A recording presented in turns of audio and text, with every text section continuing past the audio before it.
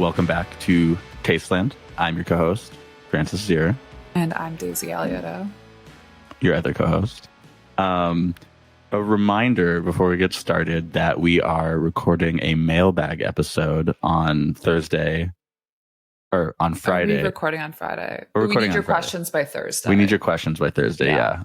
So we sorry can for the prepare confusion. ahead So of time. if you have any questions you want to ask us about any of the topics we've talked about on here, or I'll send them to tastelandpod@gmail.com by end of day, Thursday, December 19th. End of day is like midnight. EOD. And, thanks to everyone who already sent questions in. Yes, we've got them. Thank you. You won. Overachievers. Who are we talking to today? Today we're talking to Josh Citarella. He's an artist, writer, podcaster, and researcher who's best known for his work researching Gen Z political extremist communities on the internet. Haven't heard anything about that lately. He's the founder of Do Not Research, a nonprofit artist community. And he's currently a dozen episodes into Doomscroll, which is an in-person video talk show exploring online culture and politics. And I'm excited to talk to him about that because of our aversion to video. I don't know. Maybe he'll convert us. He's really investing. There. It's really high quality. It's really high quality product. It is, yeah. I watched it. Even still, I watched it yesterday while doing other stuff, and I had it. I've got my laptop and my monitor, and I had it small on my laptop. But I did keep looking over because you're getting the mannerisms, you're getting the hand movements. Some of us do talk with our hands. Famously, yeah. It was good. Yeah, I'm excited to talk to him. I've never met him before. I think you have, right? No, only digitally. Oh, okay.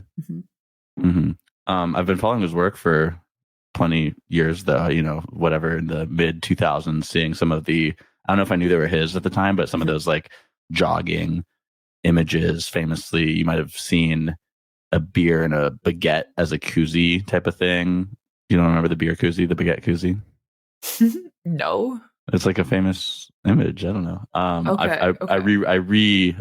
I wouldn't remember probably, except I did see it on one of his old posts I was reading yesterday. Oh, yeah. Yeah, you've seen that. Oh, Josh hasn't posted on Tumblr since 2014. We have to confront him about that. 2014. I was never a Tumblr user. I actually did have one. I briefly had a Tumblr. I wonder if I could find it. Was it thematic? Yeah, it was in. I did it in sophomore or freshman year of college. When I was doing was I was taking tons of screenshots on Facebook, whatever else. I would just take really highly cropped screenshots of somebody's eye or whatever. It was weird. Anyways, Josh is here. Let's let him. That's the type of thing you do when you are in college in Portland. Exactly, when you're in liberal arts college. Hello, Josh. Hi. Hi. Thank you for coming on, Josh. Good to see you. Glad to be here. Okay, maybe this is a little hard to start. We are recording. I was hanging out with our mutual friend Harris Rosenblum this weekend. Big fan. Yes, and I asked him what I should ask you if he had any ideas, and he said to ask you what accelerationism is.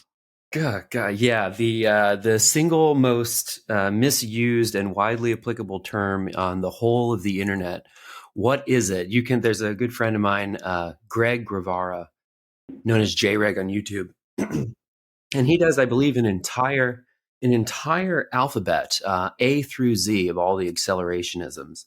So yeah, your guess is as good as mine. I would say that, just very generally speaking, accelerationism is a vibey political theory, cultural theory that emerges in the 90s. It's very popular with art people and also tech people. So in that context, this is post 1989, Soviet Union, Berlin Wall has fallen. The idea of socialism is not going to happen.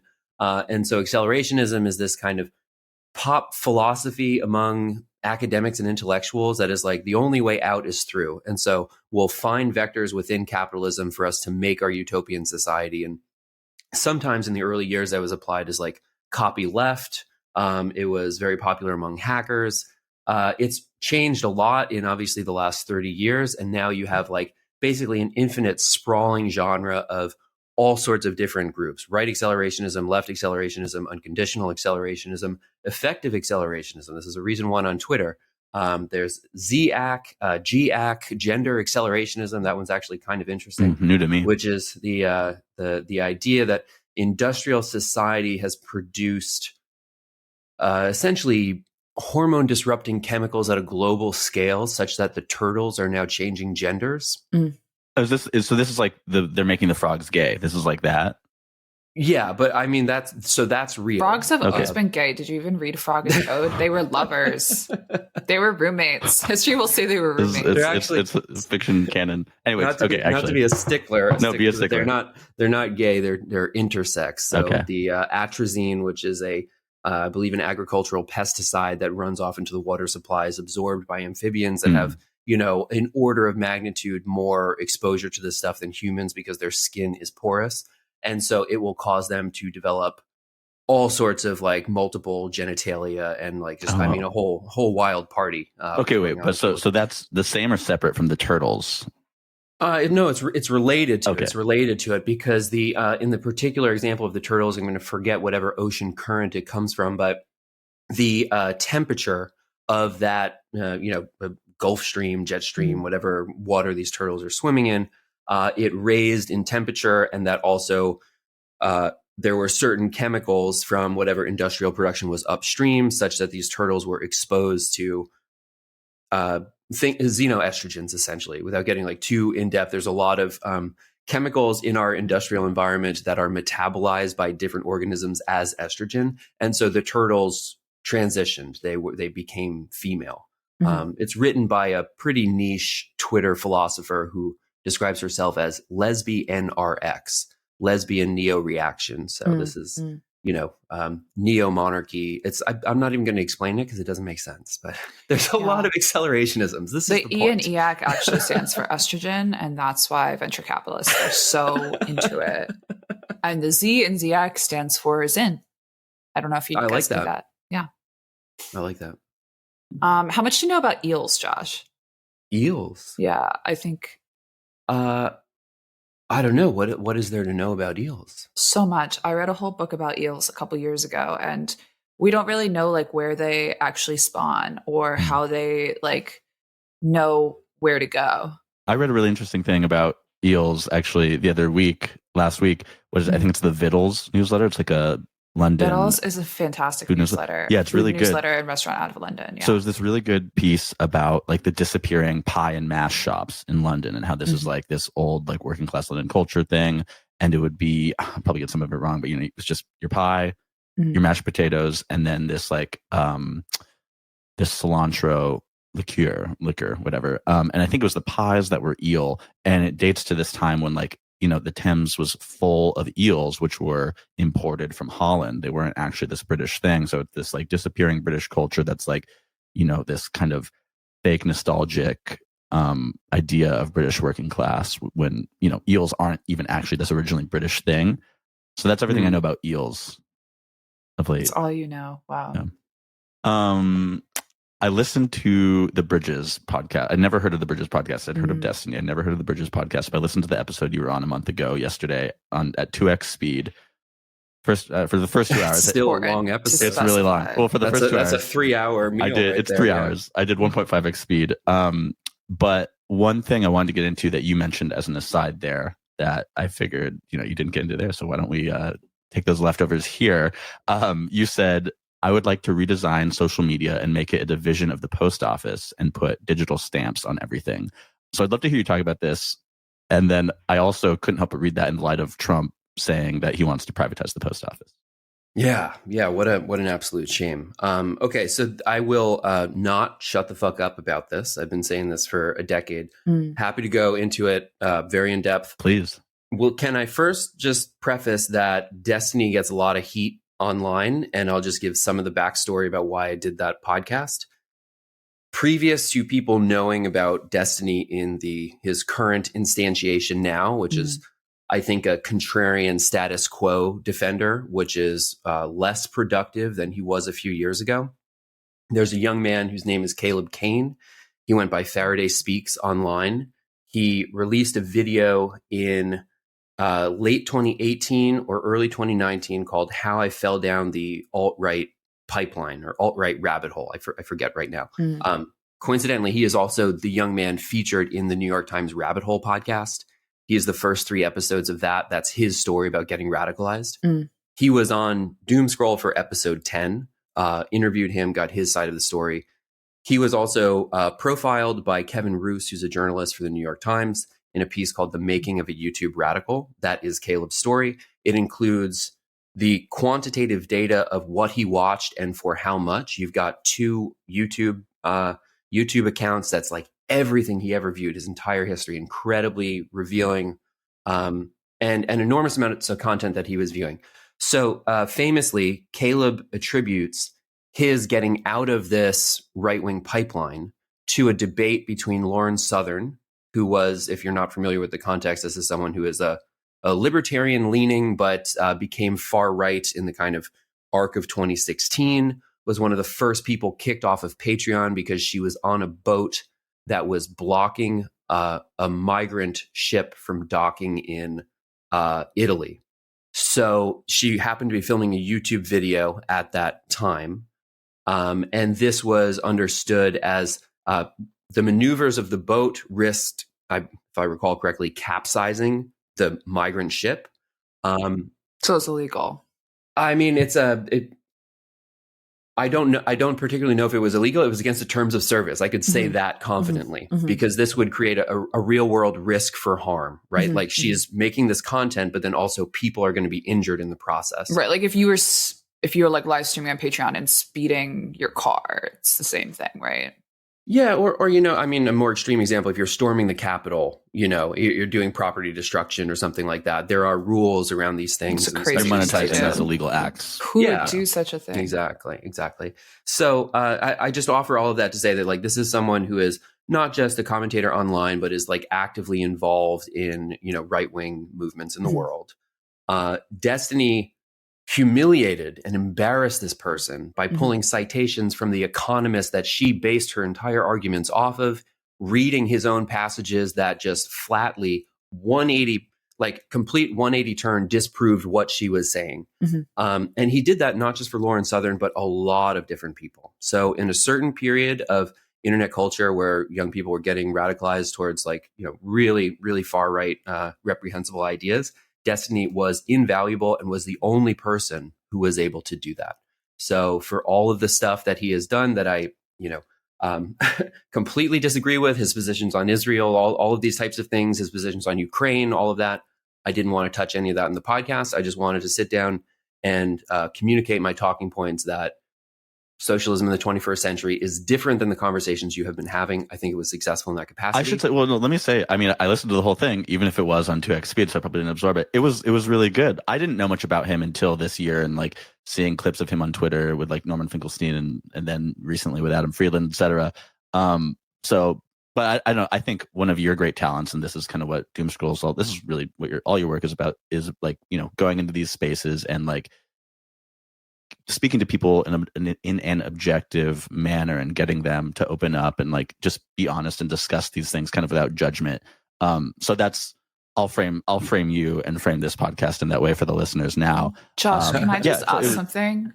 You said something really interesting. Sorry, and I don't think you meant it. I think you meant it more as an aside, but you said that Destiny's become a defender of the contrarian status quo.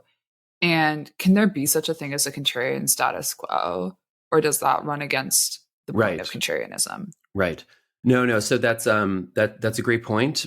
But when one swims in the ecosystem of online media, the incentives for sensationalism and polarization are like even more than, you know, traditional print media and tabloids and whatever. So in the context of these like extremely online subcultures, being in the center is kind of like the apex troll position. And he does that extremely well because he has just an incredible rhetorical ability, willingness to kind of, you know, digest and memorize all of these different talking points. So does that require him to be constantly recalibrating his views, or is he sort of like the point around which the discourse pivots and he's not moving, and so he's always sort of in a contrarian position relative to people who are evolving their viewpoints? I mean, we could do a whole we could do a whole Lord of the Rings length trilogy on Destiny lore, but he was more so on the left, let's say like 8 years ago. There was a famous debate between Destiny and Hassan Piker representing the left, and Sargon of Akkad and Nick Fuentes representing the right.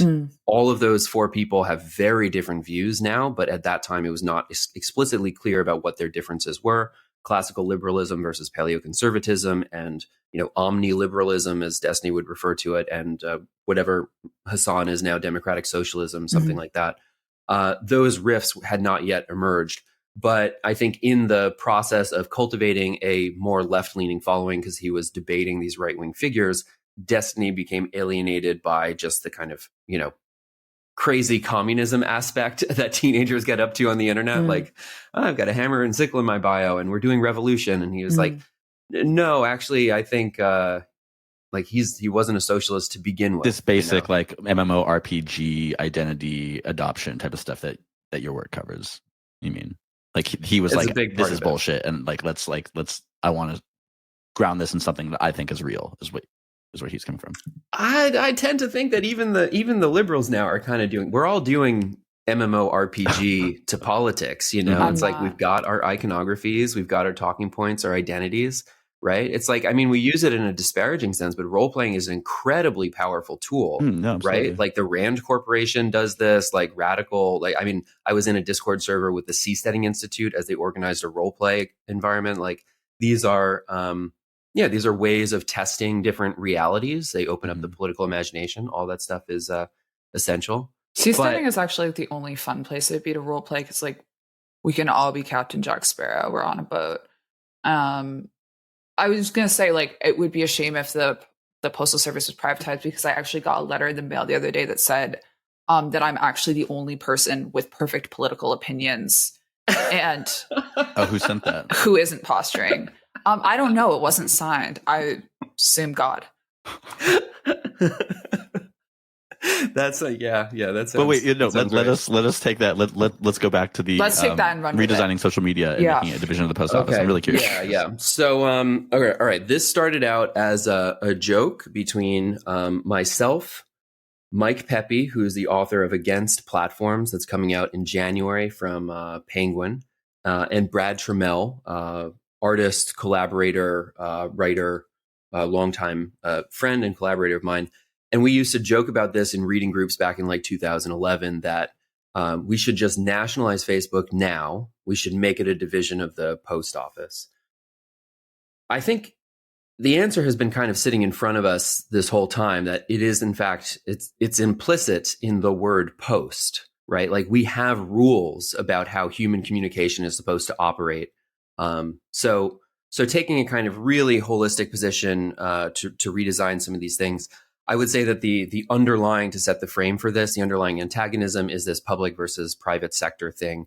A lot of the like exit politics that came up in the 2010s, where libertarian groups like the Seasteading Institute were looking for ways to exit the sovereignty, the regulations, the jurisdiction of nation states. Sometimes that meant going to international waters, literally, for the Seasteading Institute. And in other cases, it meant founding something like Prospera in Honduras, where you would create your own regulatory stack and you could do innovations and experiments, and you wouldn't be burdened by the FDA and different things like this, bureaucratic red tape that held back entrepreneurs and whatever. In other cases, it could be as simple as tax avoidance and crypto or Cayman Islands or whatever. So there's the kind of exit with your feet, and then there's capital exit. But all of them embolden the private sector against the regulatory power of the state. So, I wrote this piece, maybe this is like a year and a half ago now, called The Platform Wars, which was looking at how we're kind of watching this fight between these different platforms happen, how that's like reshaping social media. And that works through a 4-part series up to this essay called Statebook, a public option for social media.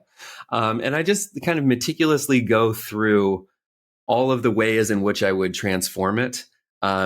So I think at this point in like 2024, it is impossible to nationalize Meta. I do expect at some point that the US government will just merge with either Meta or Google something like that. We will get an American analog to WeChat.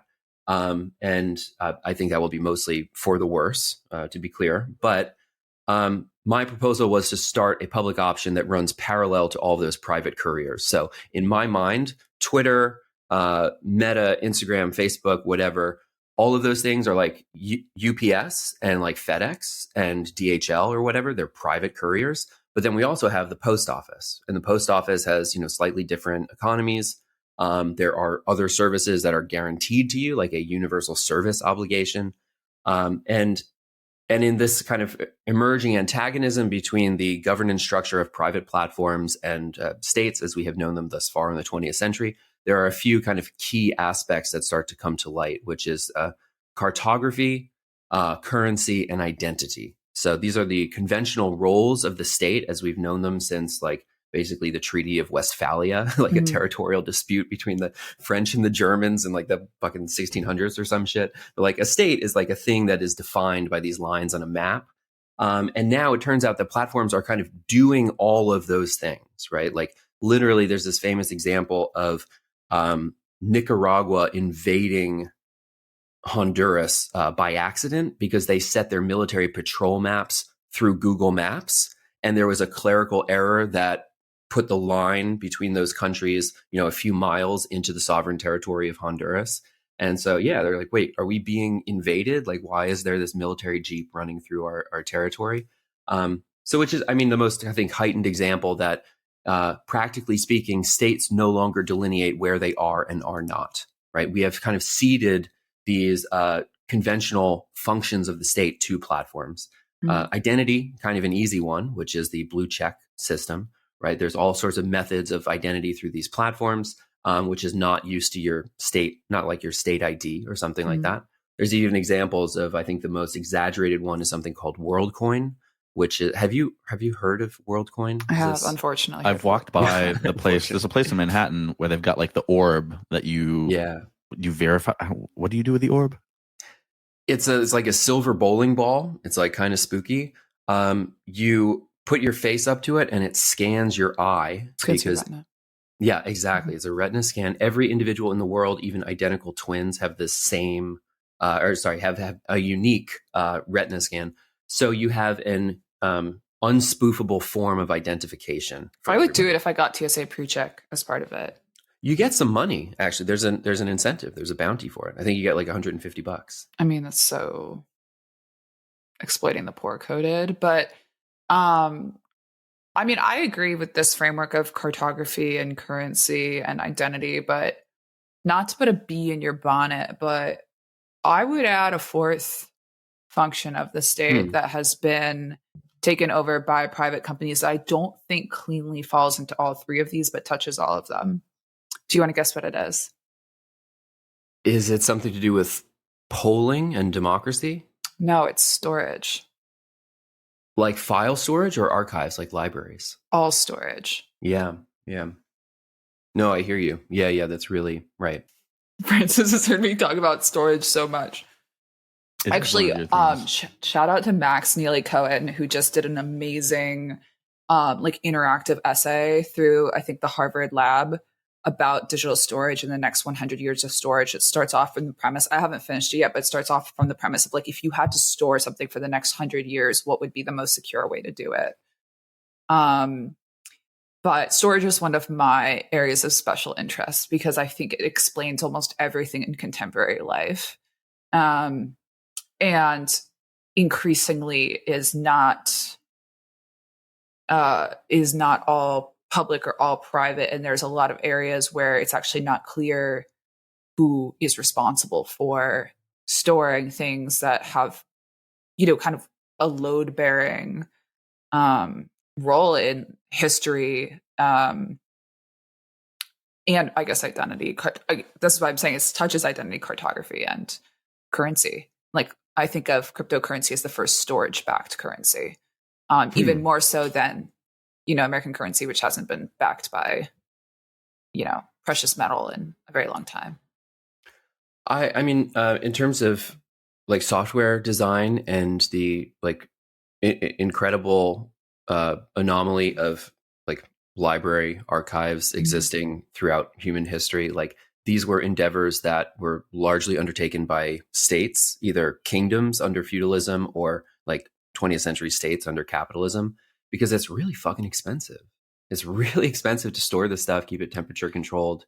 It's like, make sure it expensive doesn't to get lose damaged. stuff too, though, right? Like it's expensive when things have to be like methods have to be rediscovered that were already discovered. Yeah. Well, so storage in social media, like obviously I'm thinking about digital footprints, obviously Luigi Mangione. I still know I'm pronouncing that name wrong. Anyways, Mangione. But Josh, are you Italian? I am, yes. As an 100%? Italian expert, you did a fantastic job. What percent? I like half.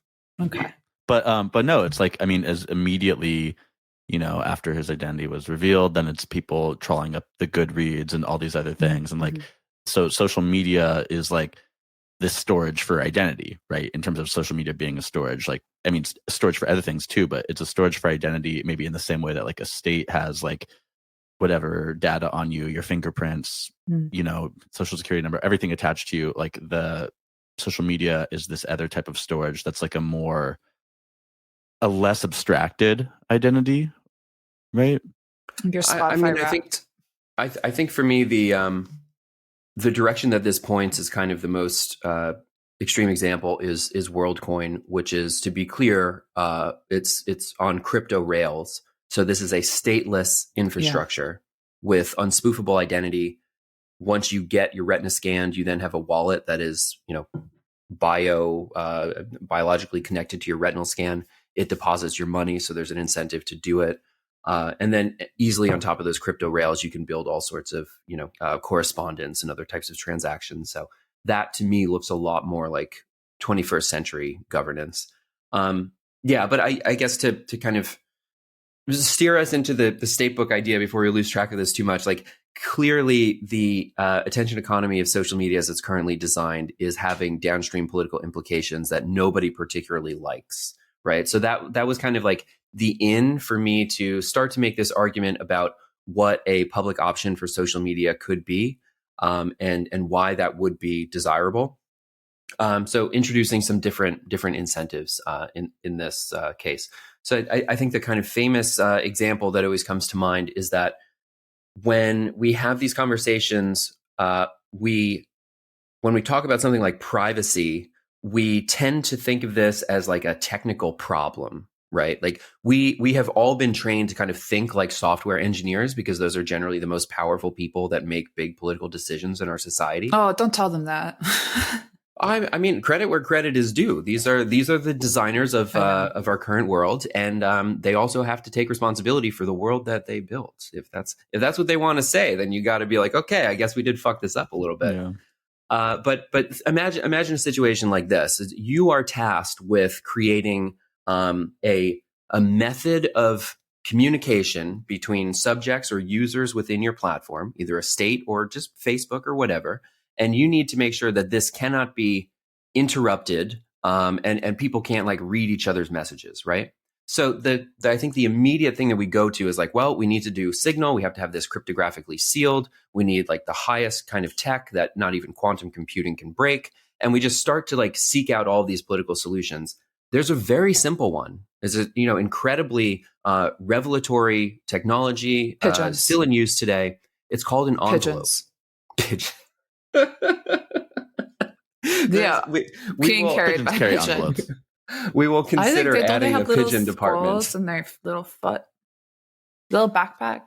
Well, they had. I mean, I guess wax was the wax seal was how you made sure the letter wasn't opened. But the envelope being a type of technology that contains a message and hides it from the envelope. It's not just the envelope as a physical protection. The envelope is backed up by law. Law still exists and does not need a technical solution. It's in fact incredibly easy to break an envelope. It's even less secure than the wax seal on the pigeon, but it doesn't require a technical solution. It requires the power of the state. If you open someone else's mail, you go to jail. And the same thing happens on Facebook. Statebook. Fuck. I'm in the post office just licking other people's letters. Come and take it. Don't tread on me. They're pretty tolerant over there, actually. We should make a version of the "Don't Tread on Me" flag. I forget the real name, but it's like Gadsden snake. Yeah, Gadsden snake, but for envelopes. Where it's like I would be open to it. I know you would. It's just the type of nonsense that you go for. Okay, separate thing. I read your guest post on Catherine D's default blog last night about Politigram. Friend of the pod. I'm going to quote you at length here. You say, "I'm not a journalist. I don't have a blue check on any platform. I used to teach in art schools, and now I write and talk about radical subcultures on the internet. I think that the honesty, generosity, and participation of these subjects could only happen because they've trusted me to represent their stories accurately, even when I disagreed with what they said," which is kind of what we were talking about earlier, Redestiny. Anyways, you say, "I've done my best to approach these subjects with empathy and an earnest hope to better understand how they view the world." So I'm interested in the first two sentences there, but I wanted to give the full context. So the first two sentences being, "I'm not a journalist. I don't have a blue check on any platform." And then one of the first comments on that post on Substack is, "This is modern journalism at its finest." So I'm interested That's in very you. nice. Wow. Well, but I'm interested in you identifying explicitly as not a journalist, but then like it being interpreted as journalism. And, and what I do on my other podcast newsletter, Creator Spotlight, like I'm very interested in the line between creator and journalist, and as it blurs, and journalists who really don't want the label, journalists who accept it, blah, blah, blah. I'm interested in this tension for you, like you identifying as not a journalist, but other people identifying you as one. Yeah. I mean, well, look, I've got another 45 minutes of state book stuff if we want to crack open that. Unfortunately, we only have 25, Josh. So sorry. We can go on. Yeah. I mean, I like to say that, I was trained as an artist. Like I read media theory in college, and, turns out that stuff is very applicable now. But journalism is a real profession. There are, all sorts of institutions. Fact checking is important. I think editors are important. All those things are great. But the problem is that the professional class is just wildly untethered to most of American life right now. And so when you say journalist, generally this means someone who is out of touch, an elite. That in some cases are not even paid especially well, but they just are acculturated to all of these elite values and luxury beliefs, as they're sometimes called. So I think if I had been like, for example, I was at a magazine or some like newspaper or something like that, I don't think that my questions would have been answered. But because I was an artist, I was open to like all weird types of utopian thinking. Overton window is wide. You get all these different weird philosophies like, neo-speculative materialism type of bullshit that people love to talk about in the art world. So it's very open and approachable. And I think just time is the thing that is the proof here. Is like, find me the other fucking journalist that spent this many years talking to this many people. Like no one else could get this access. And I think it says a lot about their field that they did such a poor fucking job that a guy who never took one class in this field is eating their lunch. So, I mean, obviously just fucking talk to the people who are shaping like the most important beliefs in internet culture. Like if you think these things are real and important, go interview them, find out what they think, find out how they find their ideas in the first place. And, to be honest, none of these journalists, not none of them. There are fantastic journalists who do very important work that I have long-term relationships with, whose writing I believe in. But there's also a lot of people who just, kind of throw some clicks together and say things that like even damage their own positions, for example. I don't know how many media appearances about the quote manosphere in the last few weeks, like post-election.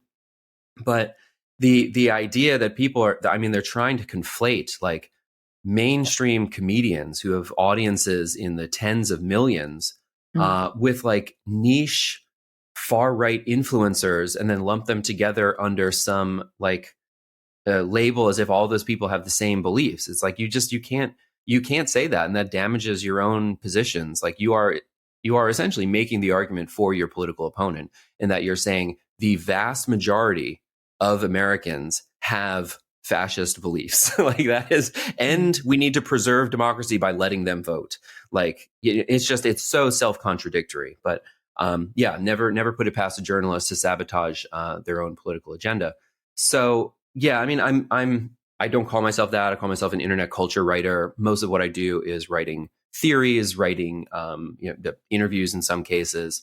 I tend to think of like my work is not the weekly news feed. I'm writing about stuff that is, we are kind of on the horizon of this. Like, what is governance going to look like in the 21st century? What is culture going to look like in the 21st century? And so I'm not really like doing a beat on the ground reporting on stuff. So not quite a journalist, but it's an interesting choice of words from the commentator. They could use it if they so choose.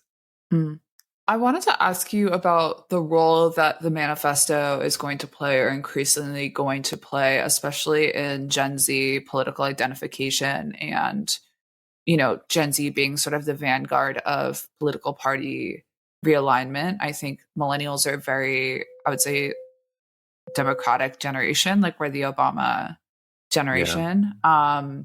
And obviously some of the disillusionment with the Obama administration has trickled down and led to the creation of content that Gen Z now consumes. But I think, obviously in the last 2 weeks, we've had 2 very high profile manifestos. The second one came out yesterday, very different belief systems represented, but the manifesto is sort of like the envelope, and that it's a genre of communication. It can be a Google Doc, it can be a printout that you have on your person at McDonald's for some reason.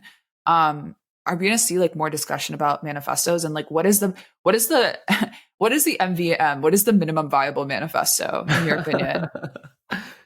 Yeah. I mean, I've been diving deep into Luigi Mangione. I think I've looked at all of the available primary source material online. I mean, you can't say all of it because there's always something that you missed. But my understanding right now is that the manifesto is in the spiral notebook in the backpack that has not been released publicly. And I think the most likely thing to assume is that the what is being referred to as the manifesto, that's like maybe a 250 word thing that begins with him thanking the feds for some reason. It's 286 words, I remember, because it was like 2 words short of that 288 number that he's that was the abstract.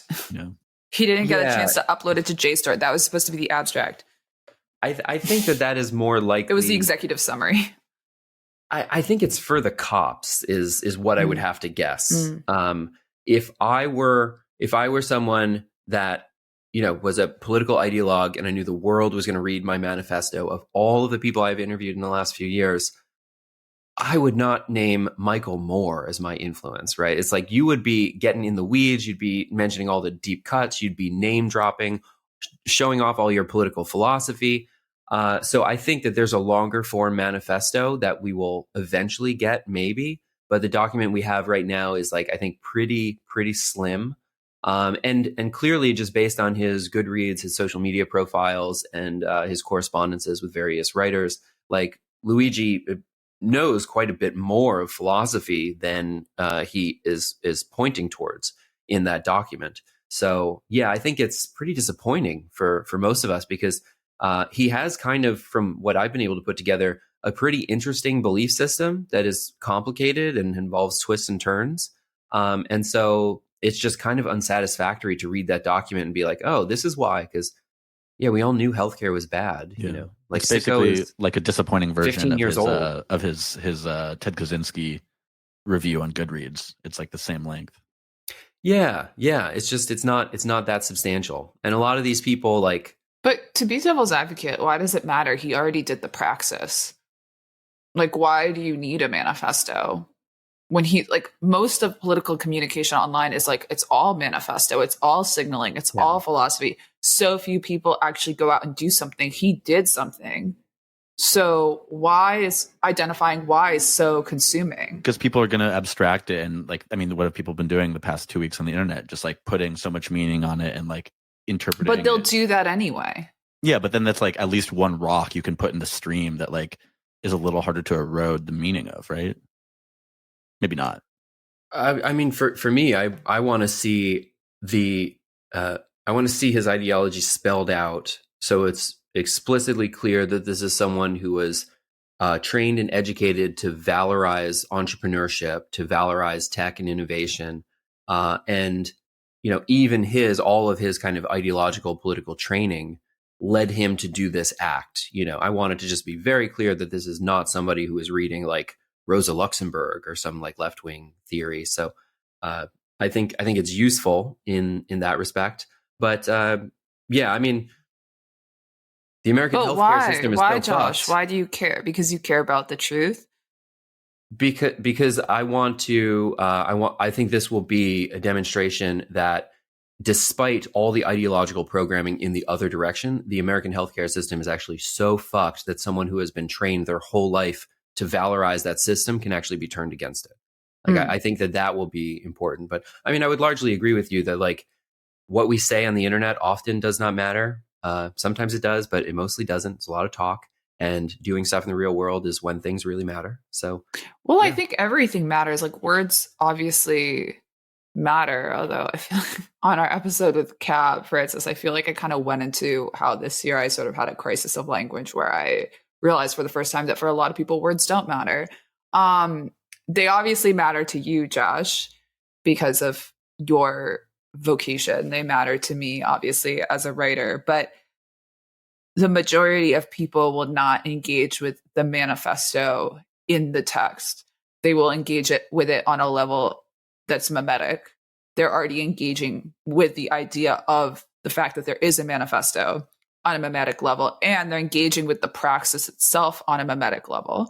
And so I guess like that's why I think manifestos are so interesting, because can there be a manifesto that is actually engaged with by the broader public in detail, substantively? Or are we so far into the way that everything is distributed and consumed online that things will only ever be shallow signals? I mean, I think in this case, you would be hard pressed to say that the Unabomber Manifesto, Industrial Society and Its Future, did not have some impact on Luigi, 2 years later. So I think that is a unique example, admittedly, but there are manifestos that, shape actions in the real world, but are mostly engaged with, I mean, how many people read that document every year and then don't go out and do anything? So no, I hear you on that. Do you read it every year? Are you like, oh my God, January 1st, time for my annual Ted Kaczynski reread? I think I did it in like 2020, and I haven't gone back since. It's pretty dense. It's like Elena Ferrante for boys. I thought that was Nausgard. I don't know who that is, so definitely get out. Just kidding. That's okay. We'll educate you. Wow, I think we covered everything. No, we have not covered everything. I have a question about, so the idea that people get more conservative as they get older, right? Like I always remember I was in like English class in senior year, and I remember my teacher telling me like, I think my friend and I were like, it should be illegal to be a millionaire or something like that. I don't know, we're talking about something. And my teacher was like, you guys are going to be, in 10 years, you guys are going to be Republicans or something. Not true. Didn't happen. 15 years on or so. Do you think this like this common knowledge that people get more conservative as they grow older, do you think that's true? Do you think that's changing? I don't know, like based on people you've tracked and kept in touch with for, a long time in your research by now. Is that an idea that's changing at all? There was a popular meme a few years ago. This is probably back in 2018. I wrote a viral piece about TikTok that was about the let's say, anti-SJW backlash among Gen Z teens, that they were kind of satirizing the millennial snowflakes, and they would make these kind of sensationalist, outrageous, offensive TikToks that were, in many cases, very funny, whatever. But they were virtue signaling to the right, is how I described it in the piece. Around the same time, there was a study that was looking at Gen Z as the most conservative generation. Spoke to the people who conducted that study. They said the media interpretation of their work was wrong. It was not what they intended. It was a very small sample group. It was not meant to be indicative of an entire generation for everywhere, other than like a very narrow portion of the UK where they actually talked to these people and did polling. But a lot of people on the internet took that to mean much more than what it was. And it looks interesting now when we see the results of the election in America, where young Gen Z men went 15 points towards the Republicans. Young Gen Z women went 11 points towards the Republican. Those things are, anomalous in most elections. I think when we start to talk about coordinates and political drifts, the analogies are kind of, they're useful if you're diagnosing something that happened in the past, but these are all floating points. So the center is not a stationary point. The polls of the Democrats and Republicans have drifted a lot within, the boomer experience, millennials, and everybody. We're also undergoing a political realignment where the interests of capital between finance and manufacturing are finding different levers in different parties. You see you see this GOP support for labor. You see the Teamsters speaking at the RNC. So things are happening that are just not the same kind of political blocks that we grew up with. My favorite example for this is there's a fantastic book by Fred Turner called From Counterculture to Cyberculture, which is the story of people who went out to the communes in the 60s and 70s, back to the land movement in California, the hippies as we might know them. Whole Earth catalog, Steve Jobs. Yeah, all of these guys. We love talking about yuppies on this podcast. Or yippies. When they moved back into the Bay Area, they then became like kind of cyber libertarians, more or less, the founders of today's culture of Silicon Valley. And so there is a kind of ideological through line of prizing individualism, of skepticism of mass scale collectivities, class-based movements, things like this. And what happens is that over the course of those 30 years, those were things that you may have attributed to the left before, and then you would attribute to the, at that time, the kind of Newt Gingrich neoliberal Republican right in the 90s. So it's a weird drift, but it's the same group of people, it's the same belief system. I think we're going through a similar period now. So I've spent a lot of time in the last few years looking at different examples of that, of people who drift between what we would generally call left and right over time, but there's actually a coherent arc through it. I would say that the kind of most expedient through line through this whole thing is that the drift of the Democratic Party within all of our lifetimes has been whatever labor constituency existed in its, impoverished form when we were born, that has completely eroded. There's no representation for labor. The Democratic Party now represents the interests of a metropolitan professional class, and their values are just totally out of step. Literally, the words that they use, people don't know what they mean. There's just a huge cultural drift in a lot of these cases. And that's alienating to most people who have to work for a living. And those people, there's less and less people who are going into higher education, particularly in the humanities, which is just, crashing. People are going into STEM and other kind of professional fields. They're more likely to do air conditioning repair than to study poetry, complete flip of values, which is, just a reasonable move because you see how poorly it worked for millennials. Anyone who took a creative career is just, downwardly mobile compared to the generations in the past. So if we're in a society that is producing less professionals and the party represents only professionals, like, of course, there's going to be a popular drift towards the Republicans. And that's, it's most pronounced for the Gen Z kids, but it's also true for basically every demographic, no matter how you slice it. Well, I think what's interesting there is it's not necessarily like the idea of like, oh, you grow more conservative as you get older. Like the word conservative there is like almost becomes meaningless, which is kind of what we were talking about, where it's like, it's more you just want change, where the Democratic Party has become more conservative in these kind of like traditional status quo ways. So it's like people may be becoming less conservative, but more Republican. I don't know. Fiscally conservative, culturally conservative, all sorts of interpretations that book, for it. Cyberculture or Counterculture to Cyberculture. Harris recommended I read that a few months ago. I haven't bought it yet. So he obviously got that from you. I came across it in a lot It's a banger. It's a banger. I need to read it. I do want to talk briefly, we have a little bit of time left, about Doomscroll. I watched / listened to most of like 3 or 4 episodes over the past couple of days. My favorite one was, what's this kid's name? Peter. He's like vaping in it. He when he was 11. Peter James Fowler. Yeah, I really like that one. But so with Doomscroll, like you've been, podcasting in various forms for years. A lot of the guests you've had on this are people you've like worked with or friends of yours, et cetera, for years. But you've also had like at least half of them, I think, on other versions of other podcasts before, like Catherine Liu was on a radio show you did, the Montez Press radio show this summer, right? Yep. Why did you start Doomscroll? Tell us like how you get to starting. Is it just like, well, first I'll answer it for you. Is it because of distribution? Because clearly you've reached, it's like 1 point whatever million views now. Why did you start Doomscroll? Why was this like a new version of your work you had to create? Yeah, well, the idea probably started maybe a year and a half ago now, when myself, Rial Rock-Decter from Memory, and Clark Filio, artist and producer, all sat down to consider doing some type of a film project. And what we came up with was a documentary that standard practice when you shoot these things is that you'd have a 2-hour conversation with somebody, and then you'd use a 5-minute clip as a talking head to tell the story of the doc.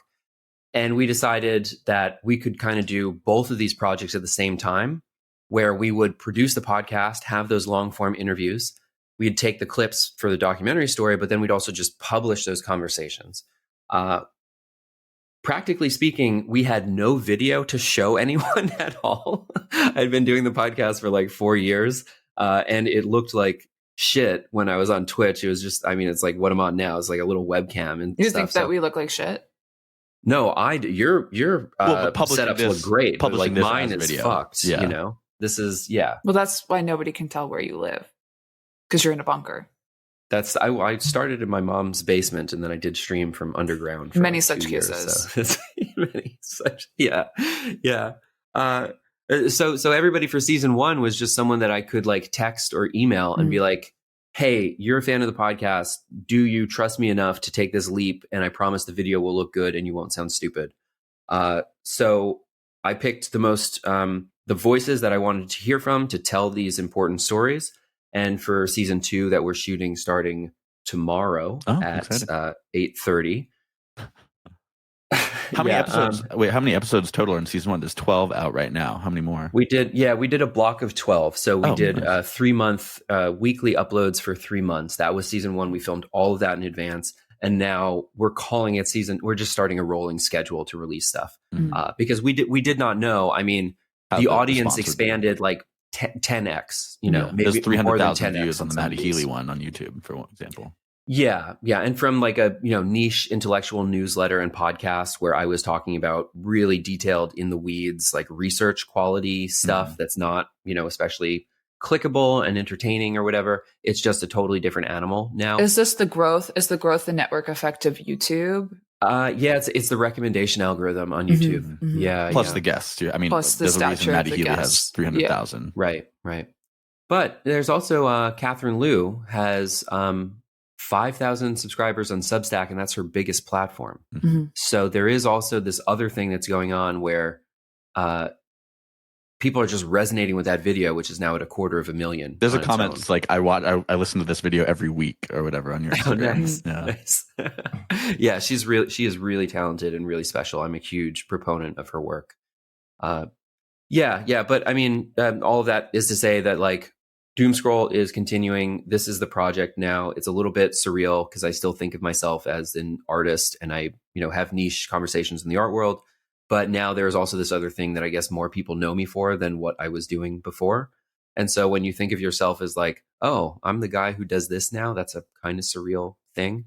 Well, you kind of are now a modern journalist who niche internet subculture politics is your beat, right? Like whether or not you want to call yourself a journalist, I think that's kind of where the acceptable meaning of journalist is going. Like we were talking about how, people associate the word journalist with all these like stodgy norms and like, you don't trust them, whatever. I think the idea of the modern journalist is what you're doing.